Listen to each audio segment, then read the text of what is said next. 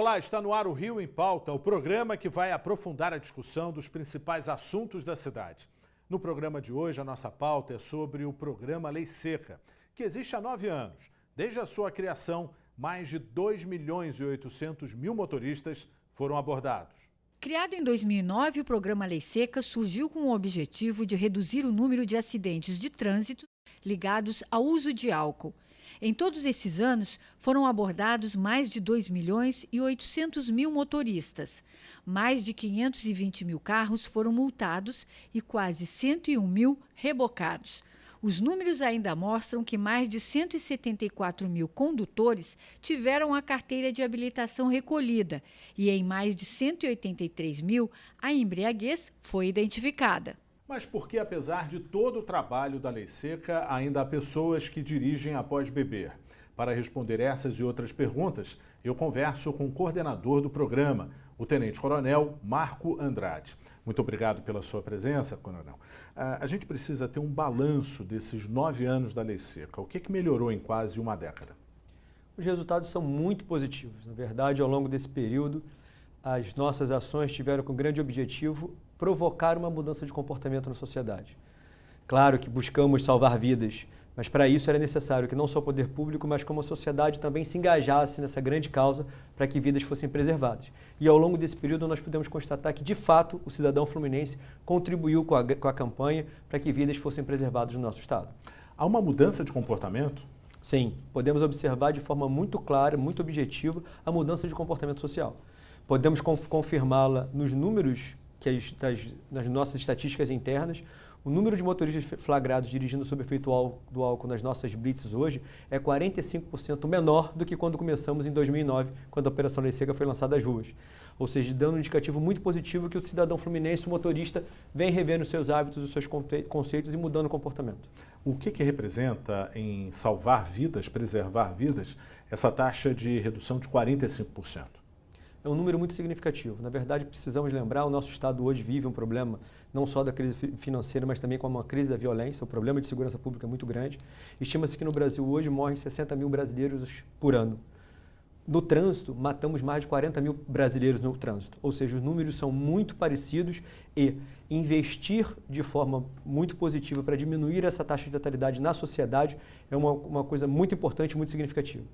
A que vocês atribuem essa queda?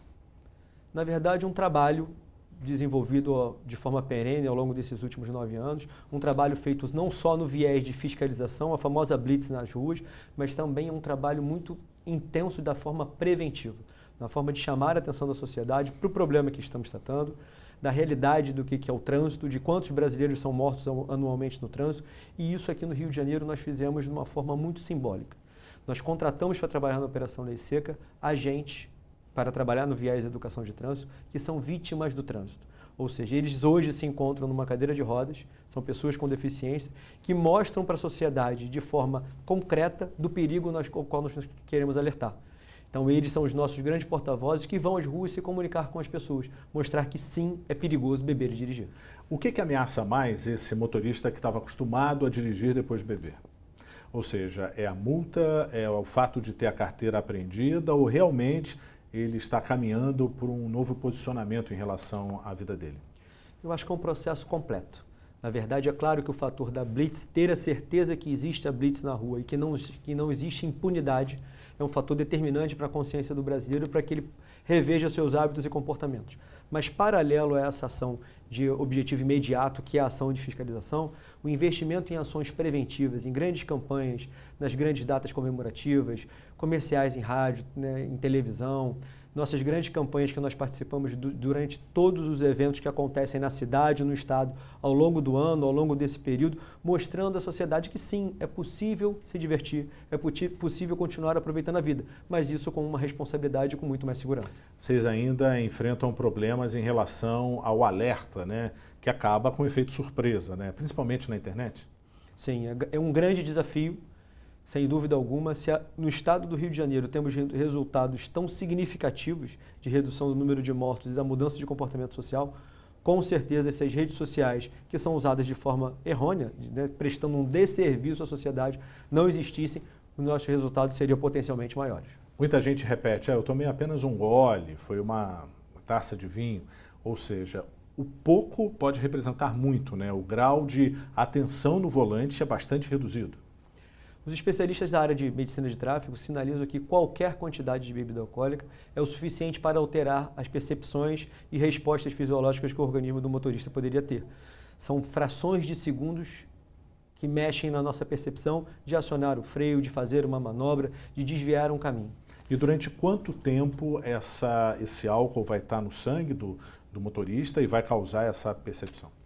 O álcool como substância química, que é uma droga, porque gera dependência, ele de pessoa para pessoa ele tem momentos e etapas de metabolismo diferentes, porque somos indivíduos, embora muito parecidos, somos diferentes. Então, estima-se que, os especialistas estimam hoje, que para uma dose padrão de álcool, ou seja, uma tulipa de chope, o organismo humano saudável levaria de aproximadamente 2 horas para poder metabolizar essa quantidade de álcool no corpo. É possível acreditar nessa nova consciência ou a gente ainda está muito distante? Eu acho que temos um importante passo. São 9 anos de trabalho sérios, 9 anos de trabalho entregue à sociedade, que começamos um processo para provocar uma mudança de cultura. Hoje podemos dizer que temos mudanças significativas de hábitos e comportamentos, mas o nosso grande objetivo é provocar essa mudança de cultura na sociedade brasileira para que possamos sim, daqui a alguns anos, ter as novas gerações crescendo num conceito completamente diferente com relação à mistura do álcool e direção. Preocupa muito a reincidência? É muito alto ou não esse índice? Temos índices de reincidência significativos dentro do Estado.